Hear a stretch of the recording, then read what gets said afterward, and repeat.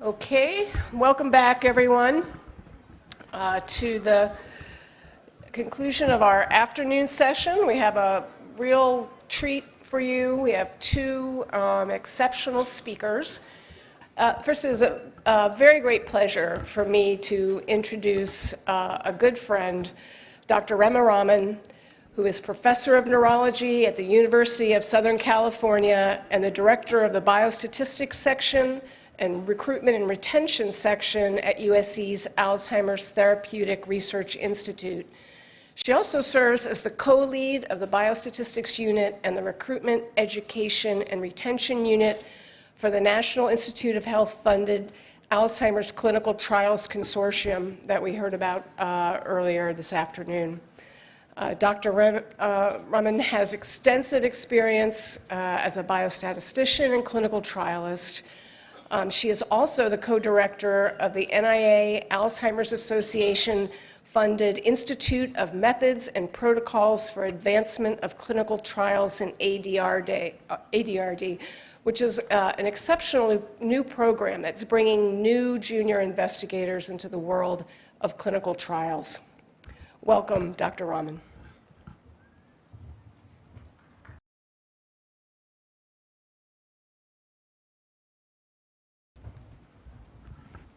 Thank you, Rema, for a very thought-provoking presentation. And now we're also delighted to have Dr. Josh Grill, who is a professor of psychiatry and human behavior and neurobiology and behavior at the UC Irvine. He is director of the UCI Mind Institute and co-director and leader of the UCI ADRC Core.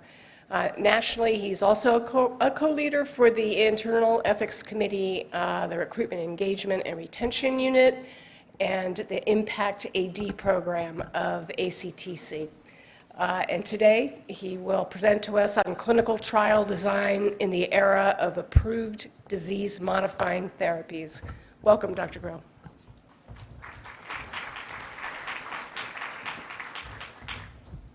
Good afternoon. Thank you, Suzanne. Thank you to the organizers for the opportunity to present today. These are my disclosures. I have been a part of clinical trials sponsored by industry, but I don't have any personal financial conflicts to disclose. I want to begin by acknowledging my outstanding colleagues from the UC Irvine ADRC, as well as many collaborators around the country who I have the good fortune to have the chance to work with. In particular, I'd like to acknowledge Dan Gillen from UCI, Jason Karlowish from the University of Pennsylvania, and Rema Raman from USC for their collaborations that were influential to the topic of today's talk and the things that I'll present. Certainly want to thank the funding agencies for supporting our work, and no talk should be complete without thanking the people who really make our contributions possible by participating in our studies. So with my brief remarks, the points that I will try to make today to you are that it is indeed an exciting inflection point in our history as a field, and that we will have new opportunities as a field when we test treatments in the era of disease-modifying therapies. I'll argue that biomarkers have played a key role in getting us to where we are today and will continue to play a key role in clinical trials moving forward, but as yet, no biomarker has demonstrated adequate evidence to be used as a surrogate outcome measure for efficacy. I'll talk briefly about the ethical options available to investigators designing clinical trials now that disease-modifying therapies are entering practice. And throughout my talk, I will try to emphasize the synergistic opportunities for ADRCs to play a role in our continued pursuit of improved therapies. And I'm going to begin where I intend to end, which is with those opportunities that exist for ADRCs. In ACTC, we have grown to understand that at least at some institutions, the teams conducting trials and the teams running ADRCs are functionally, if not physically, separated. And we believe that there is an opportunity for greater synergy. ADRCs have invested decades of time and energy in educating communities about the importance of Alzheimer's disease research, and this education and outreach should include the importance of clinical trials and the importance of engagement participation by the public in these clinical trials. ADRCs are increasingly performing deep phenotyping, biomarker staging of participants, and I'll argue that this could be used to refer participants to the trial that is right for them. And then I think ultimately long-term follow-up, including to the point of autopsy, will be key to achieving our ultimate mission. I want to emphasize what I call critical definitions, particularly distinguish a failed trial from a failed drug. Our literature is littered with reference to quote-unquote hundreds of failed trials. A failed trial is one that doesn't adequately test the hypothesis under study or answer its scientific question, which is to be contrasted with a failed drug, a drug for which the evidence does not support further development or clinical use. Indeed, we have had hundreds of clinical trials in our space, hearkening back to the trials that would ultimately produce the evidence to support cholinesterase inhibitors and memantine for clinical use. And indeed, we are at a new juncture in our field. Obviously, the FDA has granted accelerated approval to 2 drugs, but we await decisions around potential full clinical approval for lecanemab, the possibility of coverage for these drugs, and top-line results for additional treatments that could enter into this stage.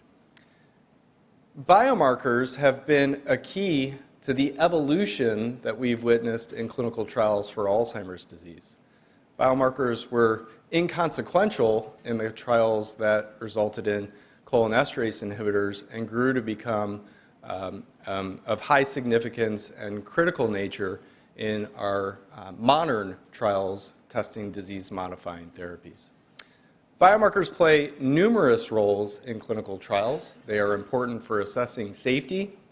Early-stage trials may use them to measure pharmacokinetics, assign go, no-go decisions, or test proof of concept for innovative therapies.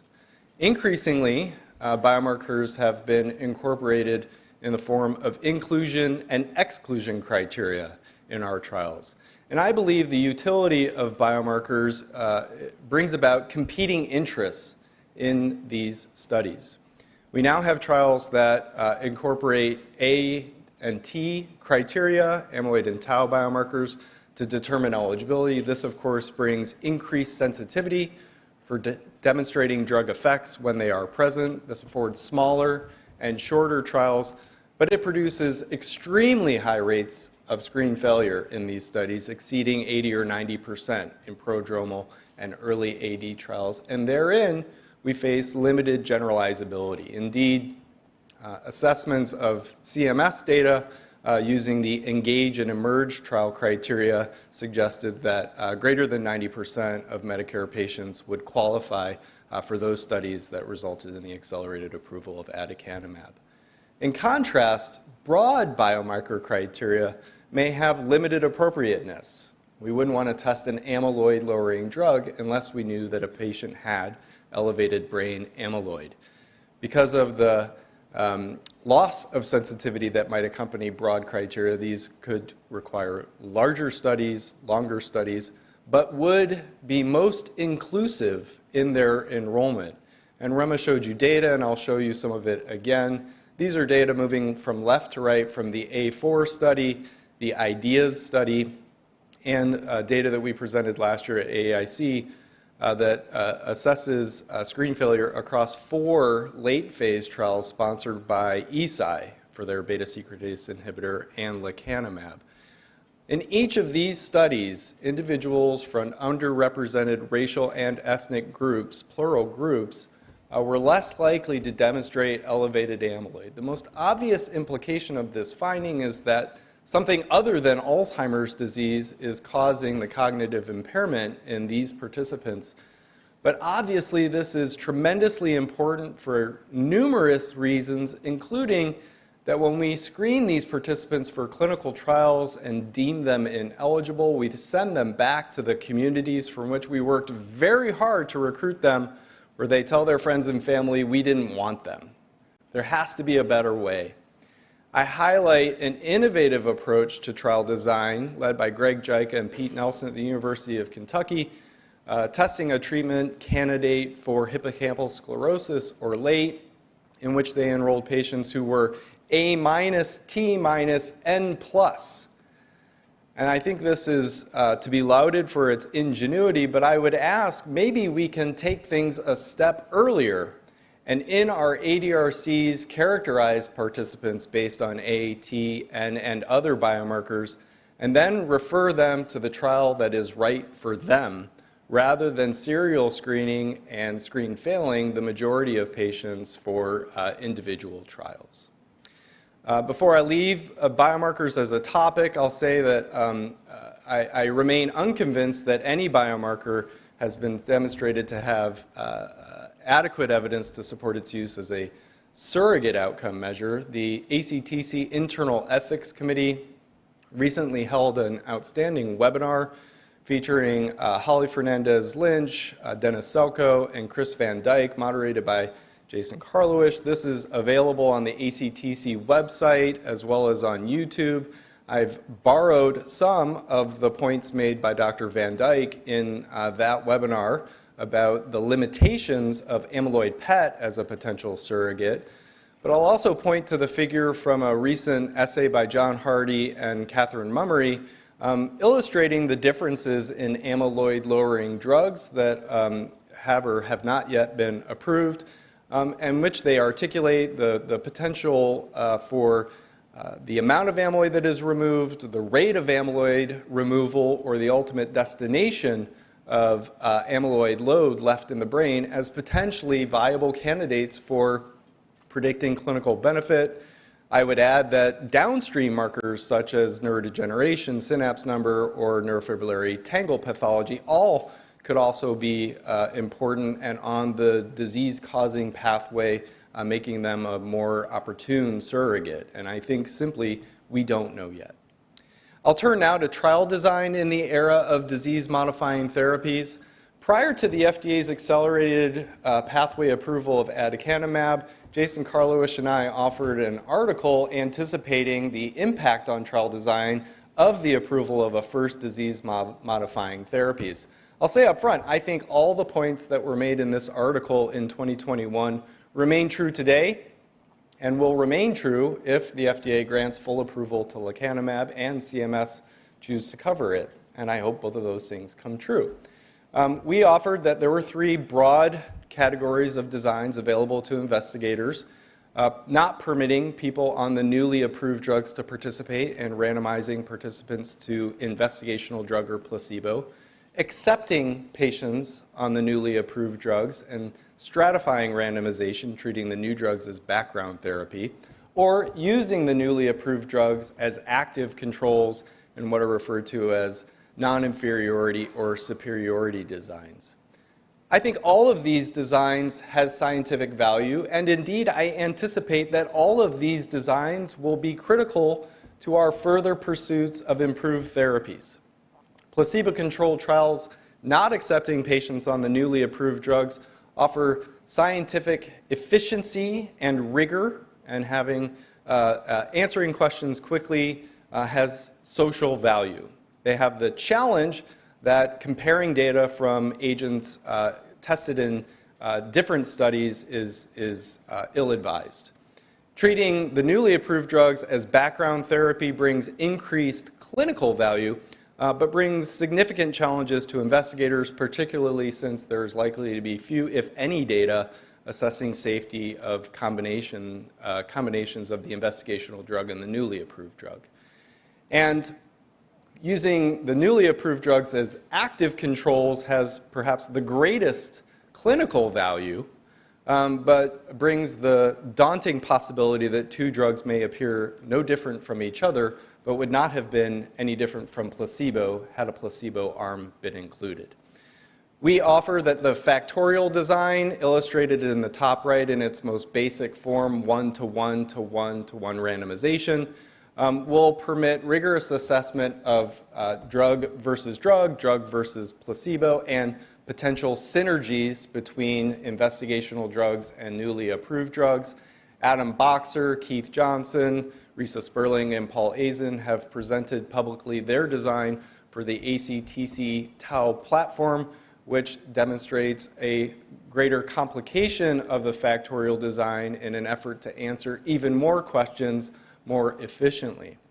Of course, both of these examples still have pure placebo arms, and we have been asked, when is it no longer acceptable to randomize people to placebo, given that disease-modifying therapies are entered into the clinical practice? We offer that this remains ethical until a new standard of care has been achieved.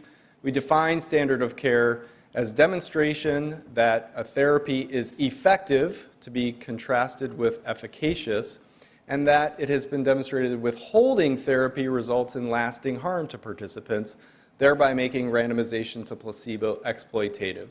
Clearly, we do not yet have a new standard of care for the treatment of Alzheimer's disease. None of these drugs have even been granted full clinical approval. Efficacy does not equal effectiveness, and numerous groups, despite relatively diverse and accepting trials of lecanemab, meaning they accepted patients on, with comorbidities. Nevertheless, numerous groups have not been studied with these drugs. There's an excellent essay in JAMA Neurology now arguing whether the evidence for disease modification of amyloid-lowering drugs is sufficient. And I think ultimately a compendium of data will be needed, which will include real-world observations in clinical practice and in observational cohorts in order to determine when a new standard of care has been achieved.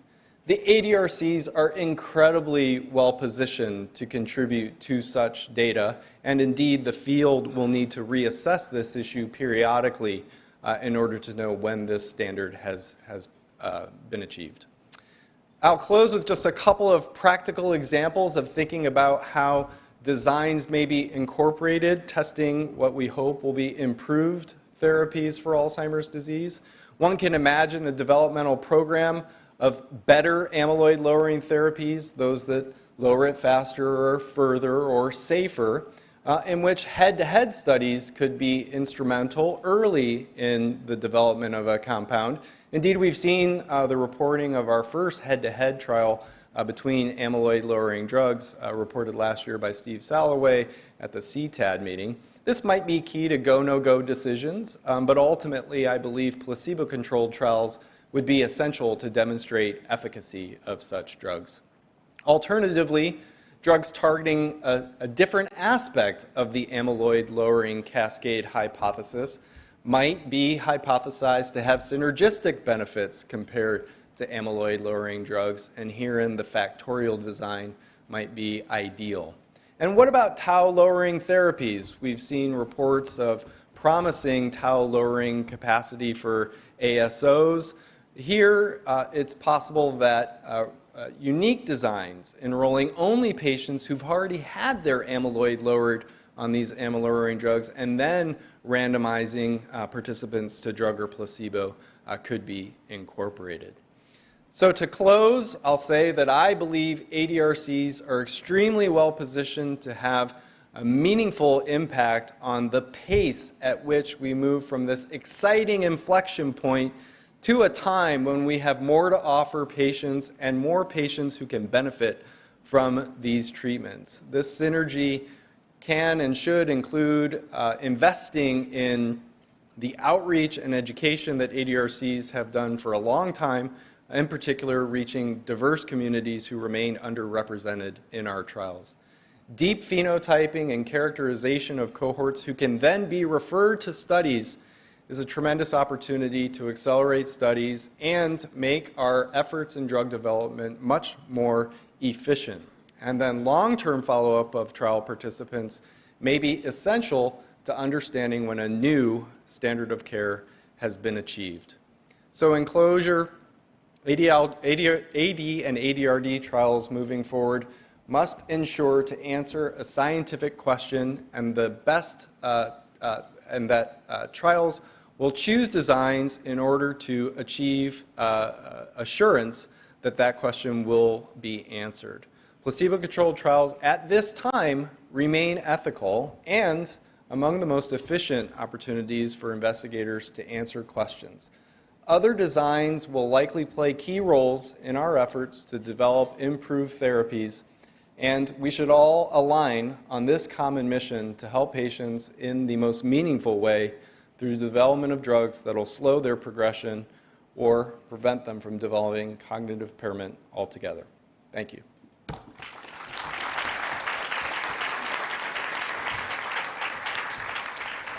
Thank you, Dr. Grill. We have a couple minutes for questions.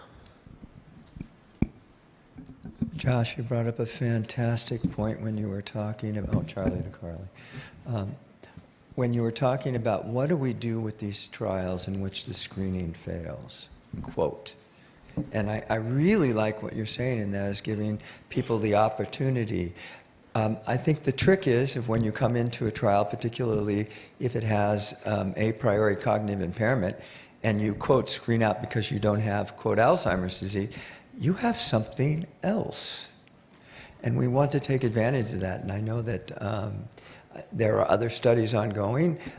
It could be that there's a tau pathway, there's a vascular pathway, there's a Lewy body pathway. I think these are great opportunities. And it seems, at least in our center, this happens disproportionately in underrepresented groups. So I think we want to be mindful of that, and I wish we could come up with a way to get those folks back in to the centers with other clinical trials that may be aimed at other demanding pathophysiologies. Thank you, Charlie. I don't think that ended in a question mark, but I'm going to answer it anyway. Annalise Raman-Filipiak and Lindsay Clark from Michigan and Wisconsin, respectively, have a nice paper that was recently accepted looking at the disclosure practices of prodromal AD trials. And so I think that as a field, we can do better and we must do better. And I think when we screen fail people for biomarkers among cognitively impaired, it's incumbent upon us to have a process in place for telling people what we think is going on in them. These are folks with cognitive impairment, and I agree with you. We've checked one thing off the list, and so I think we have to do a better job of telling patients what we think is going on, what we have evidence for, and what we don't, and then we have to find a home for them. I think ADRCs do this better than most groups, but I think we all can strive to do even better, and it'd be great to always have an armamentarium of trials that need patients who have vascular risk factors, have amyloid plus tau, et cetera. That's a lofty goal, but we are here to be aspirational. Right here. A brilliant talk, Josh. I agree with you that there isn't yet a standard of care, but it's not hard to imagine a near future where potentially anti-amyloid therapies would be fully approved and covered.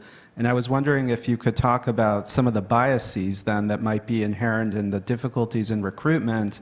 If you had placebo-only arms, who would actually elect to be in a placebo arm potentially if they would be eligible and have access to treatment? Yeah, it's a great point, Gil. And my colleague Dan Gillen has taught me a lot about this. He's been in a lot of FDA advisory panels for other areas, including some where the trials got difficult to achieve, and ultimately the drugs had to be pulled off of the market, some in the recent headlines. It is an important question.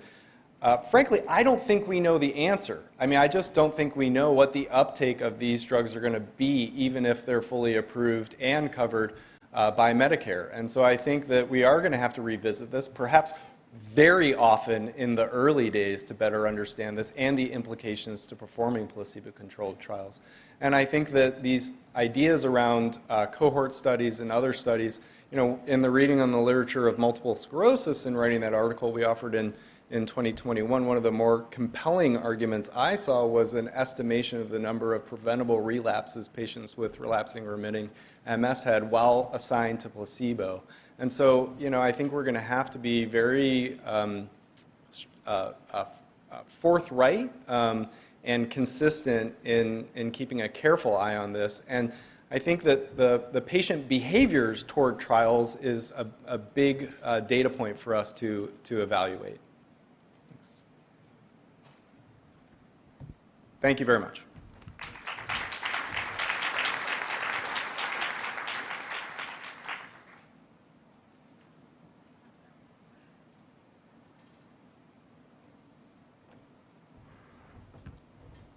All right, in our last event for the day, I'd like to invite our panelists to please come to the podium and Everyone can just take a seat Yep. from the panel.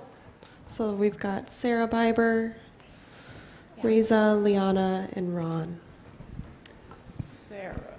Okay, great. All right, so we're going to finish the day with a panel discussion about what we've been hearing in our great two previous talks, new and imminent therapies for Alzheimer's disease, and what the impact of these might be on the ADRD research landscape. So we have 5 experts with us.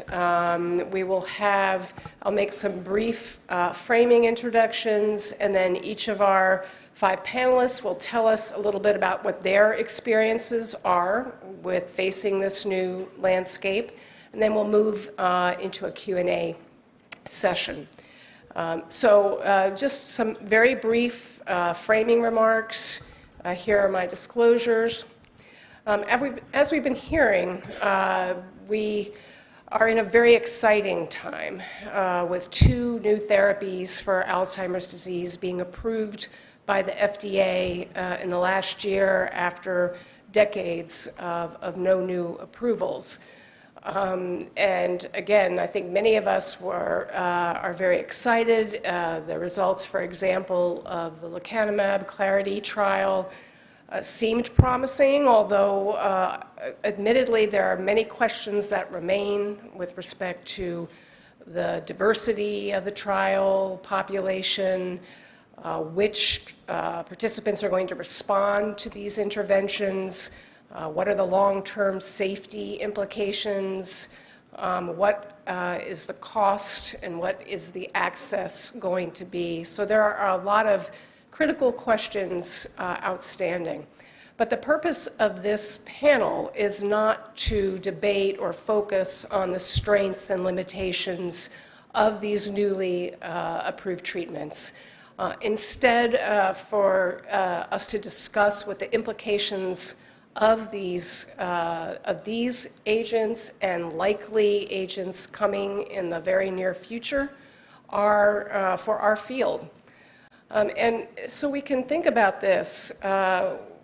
We can think about this from the perspective of theories of scientific progress. And one of the most accepted theories is the wave theory of scientific progress, such that when there appears a momentum, and based on that momentum, there's great progress that's made over a relatively short period of time. And it's been noted that the advent of initial disease-modifying therapies often proves to be an inflection point for the proliferation of new treatments. So we can look over the decades for cancer, for FDA-approved drugs for the treatment of cancer since the 1950s, and you can see a very flat trajectory, then marked by an upswing in the mid-90s and a great proliferation in 2010 and beyond. And what is the meaning of this kind of pattern? Does this hold promise? And many would say yes. When we look then at the trajectory of outcomes, such as mortality, what you see is that inflection points for mortality from various cancers began to go down just at the time point when new therapies, many new therapies were becoming available, even despite a relative flatness in the incidence rates. And then we can turn to HIV, which has a very interesting trajectory of FDA-approved agents, starting back in 1969 with a single agent and then a very long period without much going on, until finally in the 90s, you see a great proliferation of, again, FDA-approved agents. And interestingly, the advent of combination therapies, it makes sense that as more agents are available, more combination therapy protocols become possible. And when you look ahead, again, at the trajectory of clinical response, what you see is that this inflection point often mirrors a clinical benefit. So I think a very fair question is, are we in this time period? Are we at the beginning of this time period? One way we can estimate that, if you will, is how many publications have been related to AD therapeutics over the decades. And you can see here, these are all PubMed citations related to Alzheimer's therapies since 1965. And thankfully, we seem to be on a great nonlinear accelerated trajectory. And then it's been curious to me that many folks have shown these figures today. So what I'm showing here is the number of agents that currently are in phase 3. What you saw earlier were agents that were in phase 1 or 2, but these are agents that are knocking out the door, if you will, about which we should have results and we should have information relatively soon. And then we've been focused mostly on pharmacologic interventions, but we need to keep in mind the great number of non-pharma trials that are also currently in progress and that hold real promise, especially for primary and secondary prevention efforts. So where does that bring us to our discussion for today? What our panelists will do is give their views of the anticipated impact of this impending disease-modifying treatment availability for trials that are ongoing. We're all worried about our trials. What does this mean for our trials? What does this mean for our observational studies? How are we going to incorporate this new era into ongoing studies that we've been putting heart and soul in for a period of time. And then hopefully, I'm really hoping to get some very clear ideas about strategies we can use to address impact, to capture impact.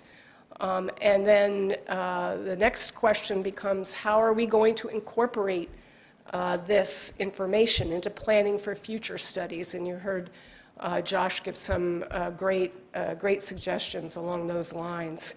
But at the end of the day, what I hope we come away with, and what I hope the panel does for us, is to help suggest innovative ideas for forging a positive path forward during this time of great crisis and opportunity. So, no pressure. So here are our panelists. I will take the privilege of giving a brief introduction for each of them. Most of them are very well known to you. Dr. Risa Sperling, professor in neurology at Harvard Medical School, where she directs the Center for Alzheimer's Research and Treatment. And she is the project leader for the anti-amyloid treatment in asymptomatic AD, or A4 study. and the AHEAD study, both of which are focused on anti-amyloid treatments in asymptomatic amyloid-positive individuals. Oops, I better switch with Bud. Bud and Sarah pulled a switch on me, but this is Dr. Sarah Biber, who is the program director for NACC, based at the University of Washington, where she's a member of the executive team and leads overall operations, a huge job. So she represents NACC and will help set the strategic directions for the AD Center network. Dr. Liana Apostolova. Liana is the Barbara and Pierre Bacgard Professor in Alzheimer's Disease Research and a professor in neurology, radiology, medical, and molecular genetics at Indiana University. She is the PI of the longitudinal early onset AD study, or the LEAD study, that's focused on young onset AD with age of onset less than 65. She also directs the clinical core at the Indiana University ADRC. And then online, we have Dr. Randy Bateman, who will be, as I said, joining us online, who is the Charles F. and Joanne Knight Distinguished Professor of Neurology at Washington University School of Medicine. He directs the Dominantly Inherited Alzheimer's Network and the Diane Trials Unit. And then last but certainly not least, Dr. Ron Peterson, Professor of Neurology at the Mayo Clinic, Rochester, where he directs the Mayo Clinic Study of Aging and the Mayo ADRC. He is also co-PI the clinical core of ADNI. So we'll have Dr. Sperling lead us off.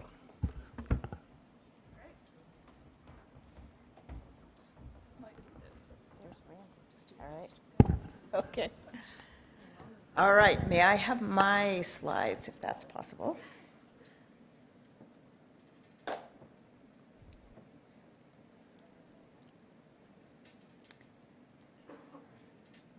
Yep. Riza, we're going to have Randall go first, Oh, Dr. fine. Bateman. Randy. Okay. And then I'll announce your order up to the stage because we have your slides queued. Uh-oh, those are my slides. Hold on. There we go. Okay, you all hear me okay? Yes. All right, great. So I only have a few slides, and I understand that I only have 35 minutes to present them, so I'll get started. Go to the next slide. I'm sorry, that was a joke. But I'm going to talk about Diane and Diane TU as an example of studies that have had the challenge of trials going at the same time with participants who had been in the observational study. So I think that'll be one area of potential impact and interest. And then what we're doing in terms of planning for the eventuality of using disease-modifying treatments while running trials. And so if you go to the next slide, should be a summary of the Diane and Diane 2 current timelines.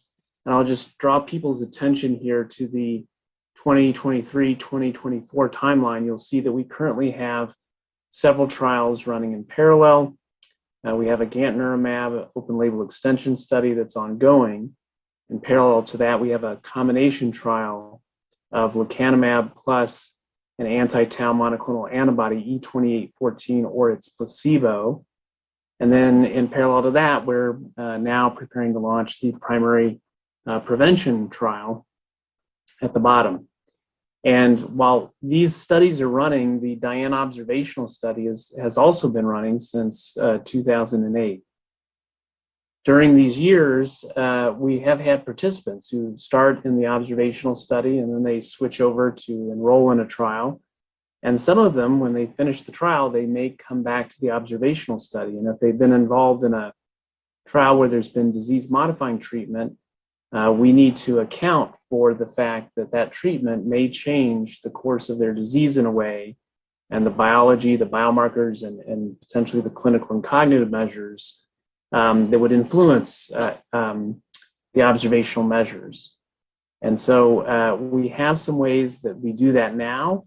And in anticipation of the approval and the availability of other disease-modifying treatments, we're building into the observational study ways of doing this. Now, one of the other approaches we've taken is in our trials on tau drugs, we have specifically planned to offer combination treatments with the anti-amyloid and our anti-tau drugs as they enter the trial platform to use both of them together.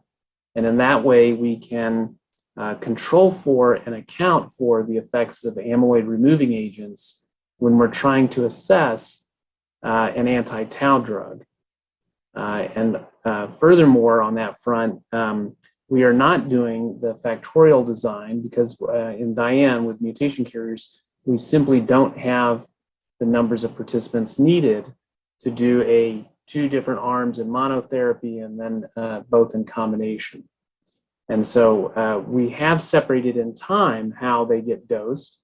And so we use monotherapy by itself for the symptomatic people and just anti-amyloid, and then we add the anti-tau or placebo. And conversely, in asymptomatic people, we start with the anti-tau drug by itself and then add the anti-amyloid treatment.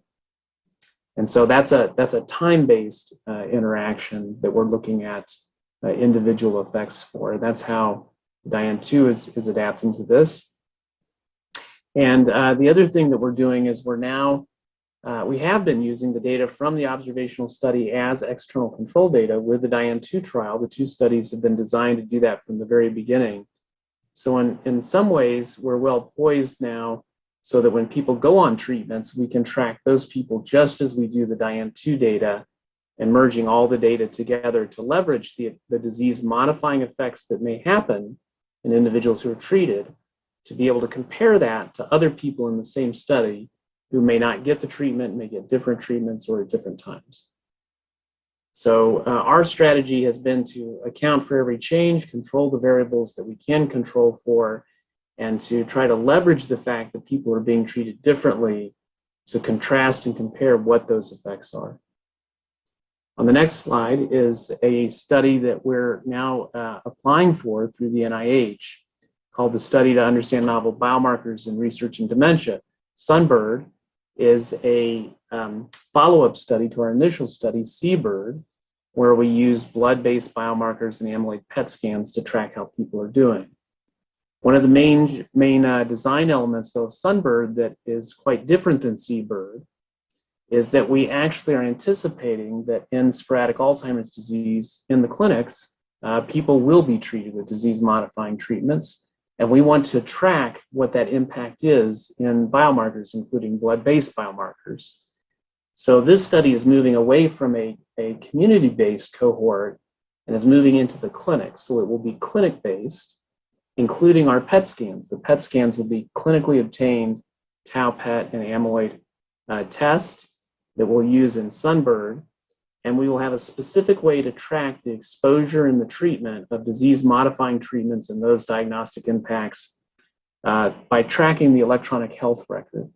So we're going to follow this directly from the medical system and try to track how people are being treated over time and use that to understand the interaction on these biomarkers. And so with that, I'll end. Thank you.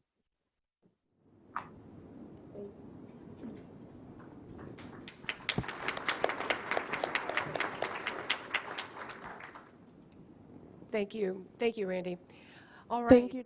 And we're going to jump to Sarah Biber, Dr. Sarah Biber from NACC.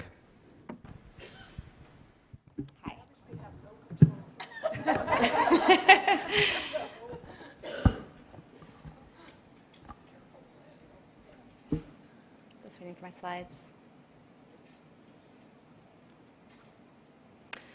Okay. Nice to be here with all of you.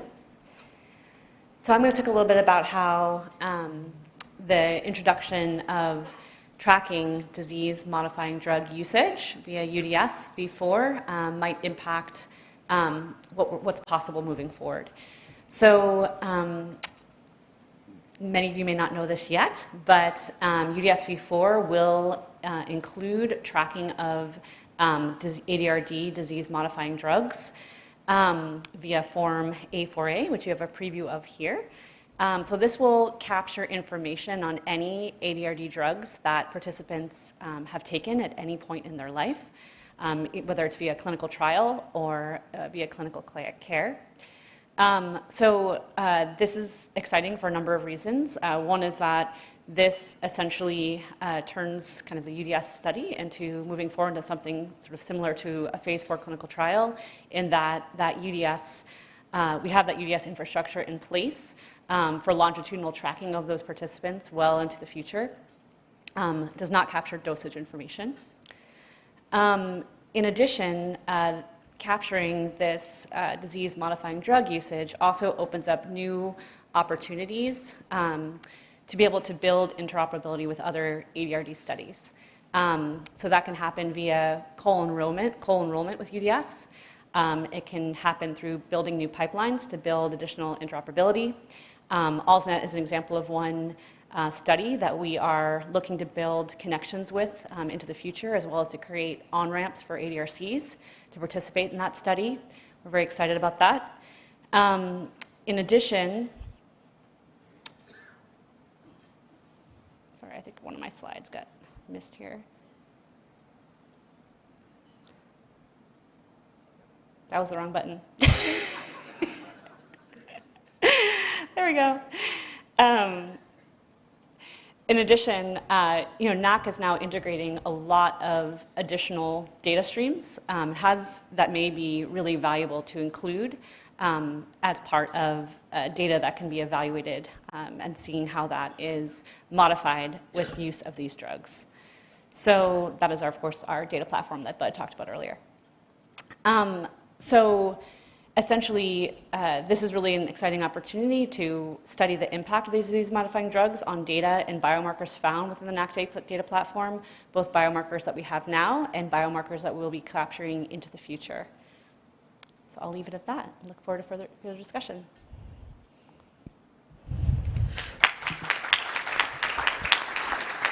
Thank you, Dr. Biber.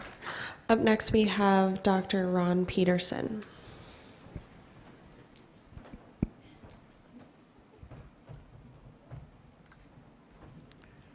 All right, thank you. You'll notice that when Suzanne introduced everyone, there was no photograph of me. That was by popular approval of you and your request. You focused on everybody and said, if there's one person, we need to leave the photograph off. So Suzanne asked me to discuss the possible impact of disease-modifying therapies on observational trials, and we've already heard from Randy and Sarah that that's going to be a popular theme throughout. So I'm going to discuss very briefly two studies, one being, of course, ADNI. Everybody knows about ADNI. It's been going on since 2004, and it's a simulated clinical trial design with individuals who are cognitively unimpaired, mild cognitive impairment, or mild dementia with extensive biomarker characterization of them. Going into ADNI 4 now, we will have 3 routes of recruitment. We'll have about 700 or 800 people who will be called carryovers because they've been in ADNI for years. If symptomatic people decide to go on to disease-modifying therapies, we will continue to follow them. We will also get direct referrals into ADNI, as we've been doing for a number of years. And the third mechanism will be a new digital platform that will be recruiting people who come in through social media sources, a large number of people who will be screened. Again, we will allow disease-modifying therapies for any of these individuals. Ideally, we would prefer that people would enter into ADNI, then go on the disease-modifying therapy, and we can follow them. But of course, we are not intending to interfere with clinical care, so in fact, we'll take individuals via any particular scenario. The other study then that some of you may be familiar with is our community-based study, the Mayo Clinic Study of Aging.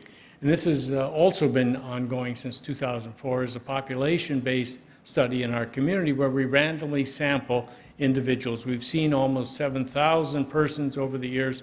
We keep a cohort of about 3,000 individuals active. Many of them are cognitively unimpaired, a fair number have mild cognitive impairment, and a smaller number have dementia. And people get annual clinical evaluations, deep biomarker characterization through neuroimaging and fluid biomarkers, and we are following about 6 decades of aging. Similarly now, we will continue to follow people who decide to go on to disease-modifying therapies. So, taking both of these together then, I thought we'd just put them together and say, what are the challenges going forward with observational studies? What are some of the opportunities? And I think, of course, since these are observational studies, there will be a disruption. That if people go on to disease-modifying therapies, we will note them in the database, follow them separately, but that will alter, as Randy was saying, and Diane too, that there will be a disruption in their natural clinical course. It's okay, but that's something we're going to have to deal with. There's the return of results in an observational study that may or may not then influence the trajectory of these people simply by knowing certain results that they have. And of course, some people may just drop out. They say, no, I'm going to go on to this therapy, I'm going to drop out of the observational study, and of course, that has to be allowed as well. But I think there will be some unique opportunities, and that is we will, because we've been following some of these people for years and years, and we have run-in data on them, we'll be able to observe what the impact of the disease-modifying therapy is on their disease course. So I think that's something that Josh was saying earlier this afternoon, that we really have to learn about what is the impact of these drugs on the natural course of the disease. ADNI being one, the Mayo Clinic Study of Aging being another one that should provide unique data. We'll be able to see the impact of the biomarkers. Again, we've had histories of biomarker trajectories on these individuals, be they imaging, be they fluid biomarkers, and we'll be able to assess then what the impact of introduction of a disease-modifying therapy might be on those courses.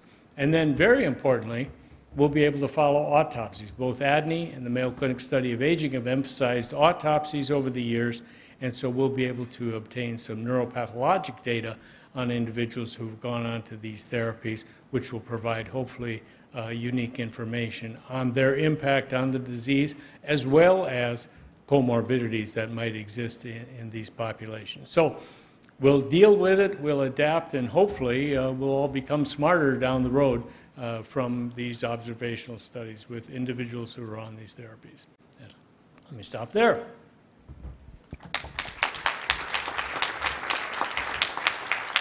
Great, Ron. Thank you. We're moving on to Dr. Liana Apostolova. All right. Hi, everyone. Liana Apostolova from Indiana University. And I'm here to represent the LEAD study, or the Longitudinal Early Onset Alzheimer's Disease Study, which I co-lead with Gil Rabinovich, Brad Dickerson, and Maria Carrillo. I will be speaking my own mind today, not necessarily the vision of all 4 of us, other than to say that just like Dr. Peterson just alluded to in LEADS, which is an observational study just like ADNI, we will enroll people with who are on disease-modifying therapies, and we will allow our early onset Alzheimer's patients to go on these therapies while they participate, and we'll follow them to autopsy and with all biomarker assessments. All right, because not all of you know about LEADS all that well, I'm going to present you with an overview of the study so you understand where I'm coming from. The study goals are to define early onset Alzheimer's disease and all its variants, including posterior cortical atrophy, leukopenic aphasia, behavioral dysexecutive variant.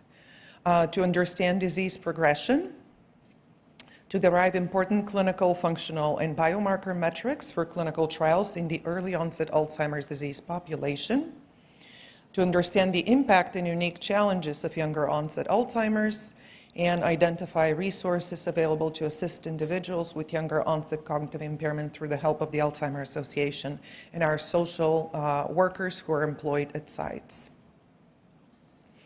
Here is where we are at. Our goal is to enroll 100 controls, 400 early onset cognitively impaired amyloid positive, and we also can enroll up to 200 early onset amyloid negative and follow them. And I apologize, the formatting on the slide is not perfect, but to date we've consented 602 individuals. We're almost fully enrolled in cognitively normal, that blue square. 99 controls have entered the study. We are at 332 early onset AD, so another 70 to go, although in screening we have about 40-some participants, and given that the breakdown is 3-1 and in favor of amyloid positives, we probably need about 50 more to go, which is super exciting. And these are the numbers of patients that you see that have had amyloid PET on the left, and then tau PET in the middle, and then FDG PET on the right. And we have about the same number as amyloid PET, number of MRIs in the study at baseline and then in follow-up at each visit. Here is what our schedule of event looks like. So we have modeled our study by ADNI 3. And we're talking about Alzheimer's treatment. So this is the early onset AD cohort, and you can see that they get they're the most studied population in our study, and they're followed actually not just through month 48, they'll be followed until death, but up to month 36, we will have a very heavy follow-up with clinical, cognitive, DNA, RNA, blood draw, lumbar puncture, and all three imaging modalities, MRI, florbetaben and fluortaucipir imaging for these individuals, and that will continue regardless of their treatment status with respect to disease-modifying therapies. And where we're headed is first international expansion to 5 countries in Europe, which will add more complexity. But we're super excited about that. It's happening now. And then Leeds TU is where we're headed next. After the observational phase, we would have a trial platform study with an observational arm most likely, but a lot of the individuals will be entering various clinical trials. And why we were thinking about that is because we have an early onset Alzheimer's disease, which is an aggressive form that progresses really fast. And they're young, so they have less co-pathology. So they're a pure version of Alzheimer's disease. So ideal opportunity for clinical trials. Also, they'll be very well characterized with layers and layers of omics. And also we will have that running clinical trial data that Dr. Peterson was mentioned, and also they're eager to participate in trials. So we're looking forward to Leeds TU. We haven't started that yet. Luckily, we're still in the observational phase, so our future trials won't get the disruption of the addition of disease-modifying therapy, but when I say disruption, that is what we all hoped for. So I'm super happy for our participants to have something that is so meaningful and something that slows disease progression. And I think that's my last slide.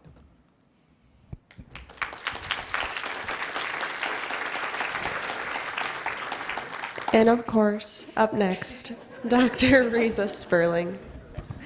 Thank you very much. All right, here are my disclosures, and I want to acknowledge the funding and also the participants in our studies. So I'm going to talk about 2 specific examples of ACTC trials and decisions we've made or are making about the impact of approved therapies. So the first one is the AHEAD 345 study. For those of you who don't know, this is in asymptomatic individuals, 2 sister trials, A3 being at the lower level, intermediate, and A45 elevated. And again, all individuals are cognitively unimpaired at the start of the study. So back in 2019, we had to make a decision about which antibody we were going to use in these studies. We looked around, found one that we thought was biologically active, had good phase 2 data, relatively good safety profile, and we chose lecanemab. So this is a story of be careful what you wish for. And I agree very much with Liana that it's thrilling to have to deal with these challenges. But of course, since we're testing lecanemab versus placebo in the double-blind phase, we had to make some challenging decisions about how to go forward. And after a lot of discussion, we've made the decision that individuals who progress from cognitively unimpaired to a symptomatic stage of Alzheimer's disease will enter an open label phase within the trial. Now, most of you are used to open label phases at the end of double blinds. In this case, we will introduce the open label as soon as individuals have progressed to meet the criteria for MCI or mild AD dementia.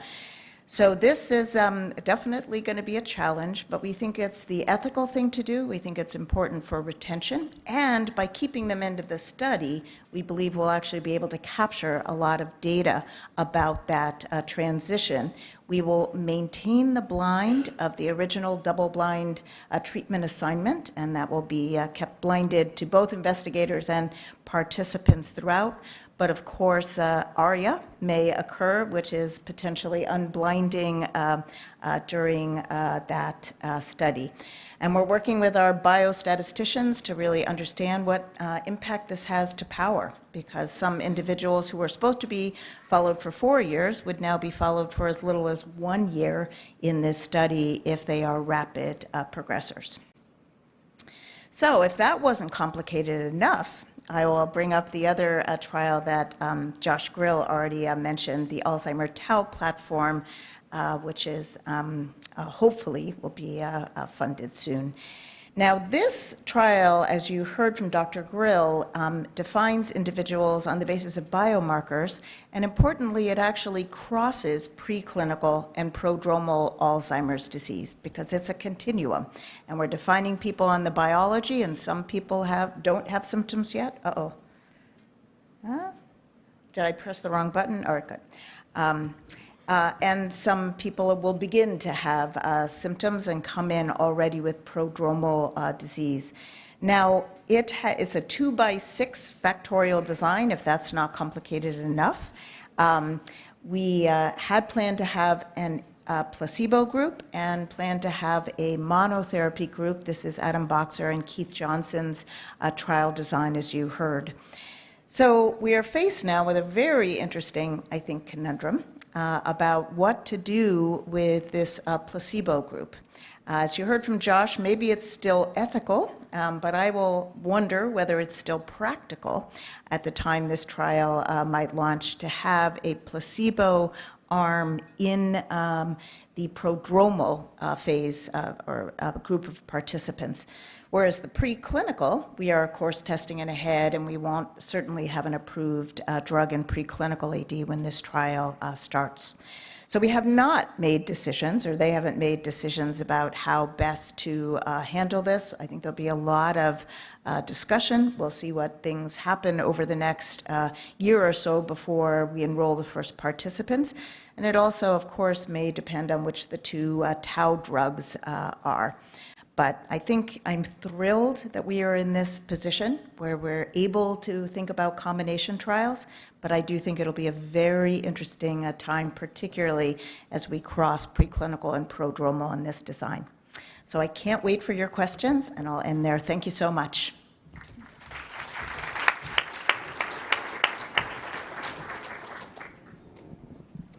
All right, so get questions ready, and in the meantime, I have a few that we've prepared. The first question that was suggested for us to ask everyone was the simplest question, in a sense: should participants on anti-amyloid therapies be allowed to enroll in observational studies or therapeutic trials? And I could take bets on what I think the answer is going to be, but why don't we, who would like to start off? I addressed the observational studies. I think we have to. I think we have to allow people to get into them, to learn about them. I think a challenging issue, I think occurred across all of us, will be the issue of power. Will we be able to conclude anything at the end of the day? But I think as the data accumulate over time, we will, but I think we have to. I definitely think we have to in observational studies, and I know you've talked a lot about disclosure of biomarker results, but this now becomes a real issue in these observational studies. In the Harvard Aging Brain Study, we've been talking about this a lot, because if individuals have progressed, but we are blinded to their amyloid status, does this push our hand now to have to say it, to be able to tell them so they can make the best decision about these studies?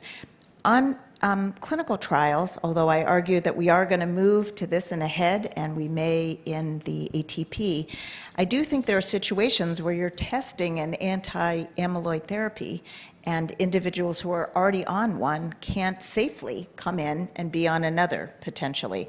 There is a potentially twice the risk or increased risk of ARIA or interference. So I do think there will be difficult decisions for people who are on therapies, but who might want to come into a trial with a similar mechanism about how best to handle that if they're, say, not responding as well as they had wished to their anti-amyloid therapy. Yeah, I would agree that in the interest of equity and inclusion, they absolutely should be included in observational and clinical trial studies. How about then the ones that are not on therapy? And the answer is, again, yes, they should be included. But the problem there might be that the ones that are not on therapy are more disadvantaged backgrounds and from less affluent and less urban communities. So in essence, that's going to add another layer of complexities when analyzing data from clinical trials, because comparatively to those that can afford lecanemab and have access to lecanemab, those that don't would be different. So it would be complex. I would definitely agree with everything everyone said here, especially since UDS is an observational study, and that we will be tracking the use of those drugs for all participants moving forward with UDS V4. So, yes. Randy, do you have any comments? Yes, I would further it beyond that we have to. I would say we want to, and the reason is that. For example, in the Sunbird design that I showed, we may want to understand exactly how people get diagnosed, how they get chosen for treatment, and what happens to them in treatment over time. This is going to be, I think, is going to be the new standard for observational studies. My expectation is that it will be an issue of, if we really want to observe the disease, we're going to have to see how it behaves in the wild, in the clinic. And so I think there are ways to design observational studies to account for that. Trials is more complex because there you're not just watching, you're actually trying to do an intervention, presumably something beyond whatever the standard of care that's being applied. And one of the challenges we have in Diane 2 is that because it's a global study with many different regions and medical systems, the uptake and implementation of treatments can be actually quite different. And that's one of the reasons that we chose to provide amyloid removal as part of a standard part of treatment for everybody in the trial, was to normalize and make it consistent so that we could actually interpret the tau drug effect. And I think that's something with trials we're going to be wrestling with. I do think trials will be at high risk for not just attrition and problems with recruitment, but I think trials will be at high risk if they don't offer whatever the standard of care in the region is, of having people do it anyway and causing a lot of variability in what they're trying to, the goals of the trial. Yes, and then actually the next question, it follows nicely along those lines, which is, by including or even requiring participants potentially to be on anti-amyloid therapy, are we handicapping ourselves from our ability to identify and adequately test other therapeutic approaches? Are we essentially creating a standard of care that might not be the best standard of care for everyone? Not a lot of takers for that one. Yeah, no. I think that's a critical question. And again, why, at least at the moment, there's a placebo arm in the ATP.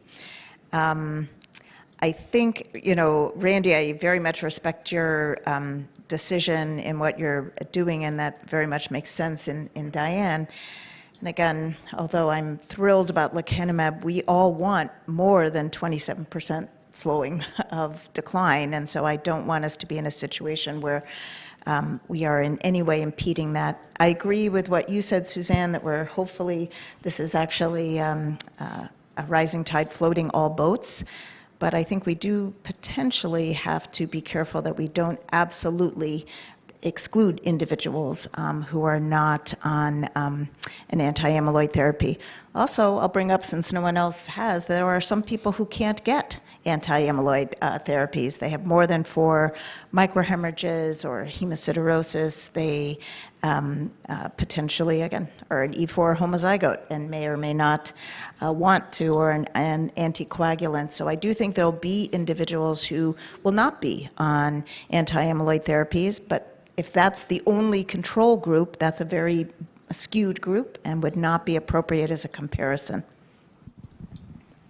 I think there's one element of the value of observational studies is that people may not choose to go on anti-amyloid therapy, even if it's available to them out in the community. So I think that we have to be careful not to overstate the uptake of these compounds for the general population. Certainly there's a lot of variability out there with regard to people's impression of the utility of these drugs. So I think observational studies will still be very important because there may be a significant segment of the population that may be eligible for these drugs and choose not to go on them. So I think that's something those studies can contribute. Absolutely, and we'll be able to capture through EDS, both individuals who do end up on that drug and individuals who don't. So it'll be really interesting to study. Liana, thoughts? Yeah, no, I agree with everything said. Those that don't have access, those that choose not to, and they're different from those that will be on therapy. So that would be a challenge. So are we going to have to randomize more? APOE4 genotype randomization, area deprivation index randomization. I don't know what's ahead of clinical trials, but it's not going to be an easy process to figure it out.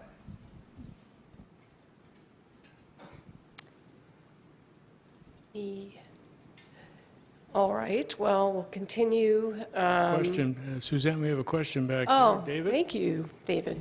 So just following up on Liana's point, I think one of the big impacts we're going to face is loss of inclusivity and representation. A lot of folks won't be able to take and go to an infusion center every 2 weeks and get an hour of time there, transportation. And so I think we're going to lose a lot of the inclusivity and representation that we've been seeking in this transition period, and that's another thing we're going to need to adjust to. Liana mentioned ADI, but there's lots of other things I think we need to build into both our observational trials and our interventional trials to account for those changes. Just to address that, I very much agree with both of you, this concern. There are solutions, even though they're not, there's home infusions, which not everyone wants someone in their home, but we should make it available for people for whom it's really a hardship to come. And secondly, I hope sub-Q is coming if we can demonstrate similar biologic availability. Yes, gray, shadowy person in the back of the room. Yeah. Well, I guess it's me. It's you. Great discussion. One of the things that I've been concerned about is what happens to the huge wave of biomarker research. So we're investing a lot as a field. There's been tremendous progress in biomarkers, especially recently in blood-based biomarkers. So if we bring people in that are already on therapy, unless we can get them at baseline there's really a concern about what we will learn from the biomarker profiles, because we'll basically have introduced, a major perturbation. And if it's in an uncontrolled manner, maybe it's a few weeks after starting infusions, maybe it's a few months. I think it's going to be almost impossible to model that statistically.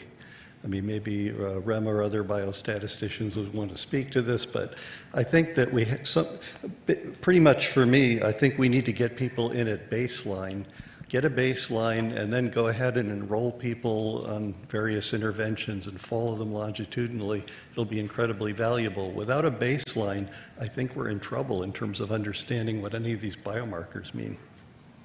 But I would welcome thoughts from the panel about that. Yeah, I was commenting on that too, Andy, insofar as some of these longitudinal studies like ADNI, maybe ours and a variety of other studies out there, would have run-in data on these individuals with biomarker histories of them, and thus intervening at that point in time may be quite informative to the overall course of the biomarkers over time. But that remains to be seen. And that's one additional argument to placebo-controlled arms, because we are learning, well, you'll hear about this tomorrow, but a lot about what happens to biomarkers in the placebo arms. If we don't have any placebo arms, we also won't have the longitudinal biomarker data from that available either. I agree with Andy's point, and what we can do as a community is when and prescribing doctors in the audience, when we recommend the therapy to someone of our participants, our patients, and they elect to go on therapy, also offer them enrollment in observational research for pre-assessment. That should happen relatively quickly, so therapy is not delayed. But yeah, there is a lot of opportunity there that we can maximize on, so I think absolutely agree. We'll see if that's possible, feasible, and in how many centers, but we can strive to do that. I would say as we integrate more biomarker metadata analysis data into the NACC database and connect that to NACC IDs and these other data streams, including blood-based biomarkers, there will be, hopefully, an opportunity to understand that impact to some degree. Randy, do you have a comment?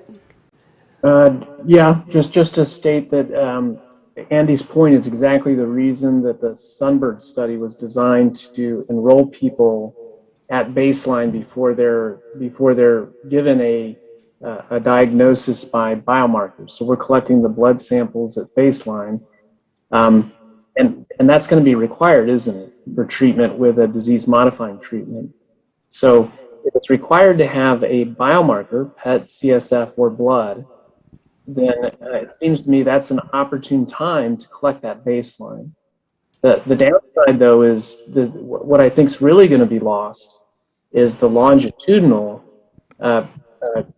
change as a natural course of the disease, because you'll only get a baseline, and then after that, they're going to go on drug, and all these biomarkers are going to change in quite substantial ways. And so I think that's the challenge, and it's just going to make the people who are not getting treated at those stages of disease, as well as the historical samples, all the more valuable.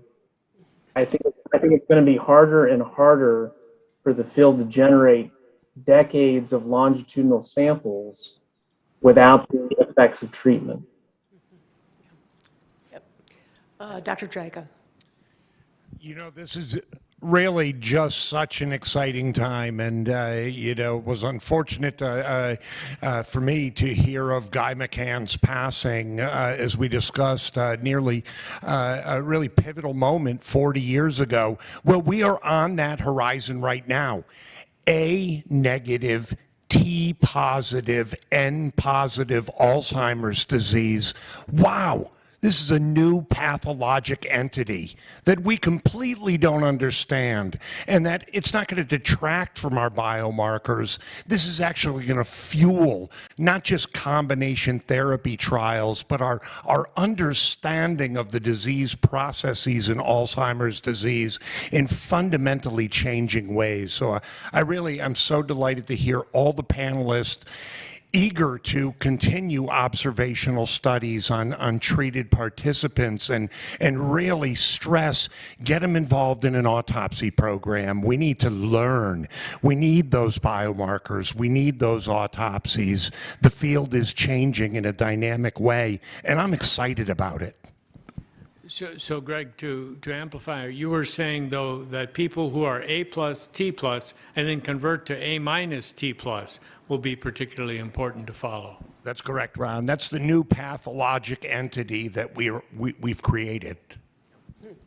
And I'm wondering how many of the Alzheimer's Center directors here and clinical core leaders are actually going to open doors of their cohorts to those that start treatment so that they're followed in the center. I do understand that many of you have studies that depend on having amyloid positive individuals, but are you going to open doors, could be in a massive way, to these individuals that that will be really beneficial to understand what this therapy does? It's a rhetoric question, just posing it out there.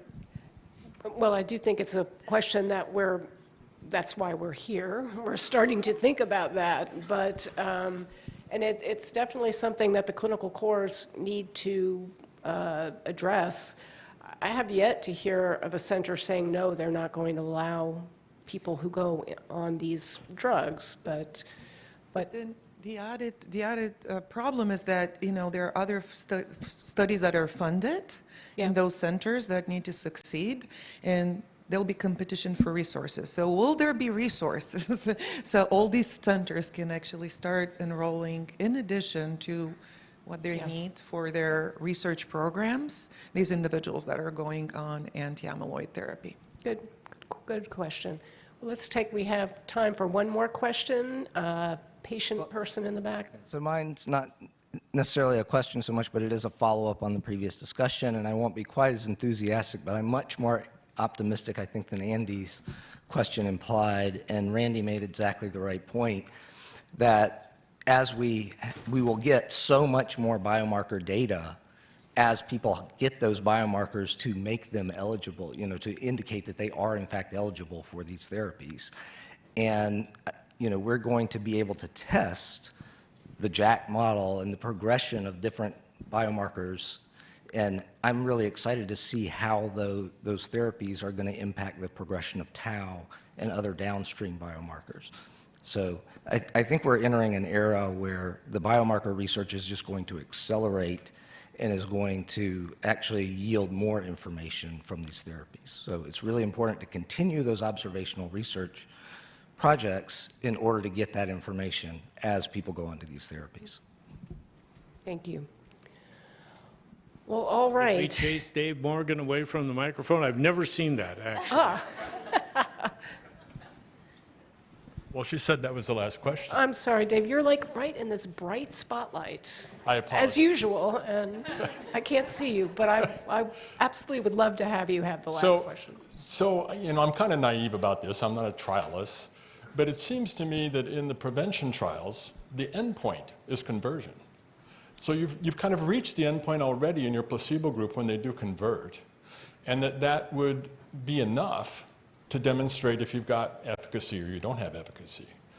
In the trials, the trials of people who already have converted and they have MCI or AD, we have this wonderful resource of all of these successful trials with failed drugs. And the virtual computed clinical trial placebo group should be adequate. And I know there's groups that look at this and have actually found that in some of the phase 2 studies, it was the placebo group that didn't match the predicted rate of cognitive decline. And to what extent might that substitute for a full placebo group? Well, I'll speak to the first one, and then maybe others can. So absolutely, Dave, one of the key endpoints, although not the primary, is not conversion, but progression. No religious conversions allowed in these trials. It's a continuum, but progression to MCI or mild AD dementia. But therein lies a bit of the rub. People don't wake up one day with MCI and AD dementia. That kind of cut point or change point is sometimes tricky to define, but that's the plan.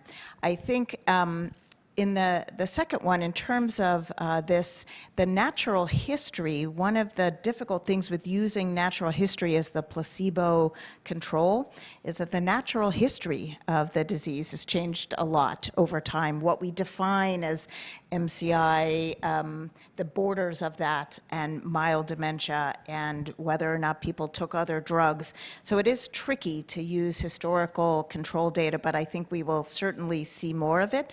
And the good news is hopefully all of these placebo-controlled studies right now, I hope they make all that data publicly available so we can all mine it and use it for future trials as comparison and in designing future trials. Hear, hear. That was a perfect place to end, and I hope our conversation continues at the reception. But I want to thank each of our panelists who certainly is giving me a lot of ideas for how to move forward, and our questions for giving us thoughtful and optimistic approaches. So thank you, everybody.